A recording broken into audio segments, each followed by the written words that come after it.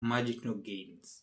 Marginal gains is about making increases which are small in size, but they are continuously gaining over time, and therefore then that brings us to the principle of compounding, and which is the compound interest, compound factor. Does it apply only on finances? Probably not, and 100% I can guarantee it's not only in finances, but it's every single thing that we put ourselves out there to do. If we're able to improve by 1% every single day, or even 0.01%, then in the end of a period of time, we'd have actually maximized our output, maximized our gains by the virtue that we are adding to what we already have. It is a skill that you have. How are you building onto that skill? What extra knowledge are you learning so that you are the best at whatever it is that you're talking about, and therefore you are growing by the virtue of you having a skill but perfecting the skill. And that is a critical piece to do. So I'll go into this discussion with two aspects. One, on the professional side in terms of your professional pursuit and whatever it is that you're doing.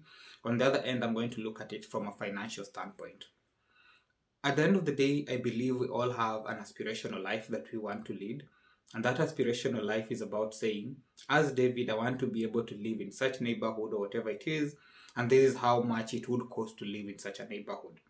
Maybe my initial investment is not going to be able to cater for buying a home, but I can rent in that neighborhood.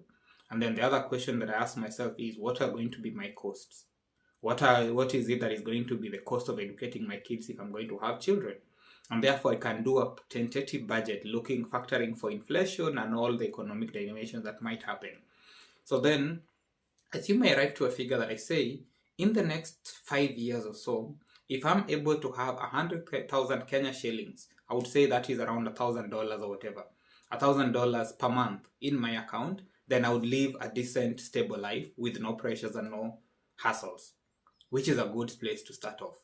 So then I already know that I need $1,000 per month in my account, or 100,000 Kenya shillings, whatever about, it's around 123 now, the conversion rate, in my account coming every month to be able to live a decent life without pressures, without hassles. So how do I achieve that, and what do I need to do to get to that figure? That is where the power of compounding comes into place. And the essence of this is, I remember there's a point I was reading the book, The Psychology of Money. And what they're talking about is the pursuit of money is not to be able to make more money. It's about having the money that grants you the freedom to live the life that you deserve.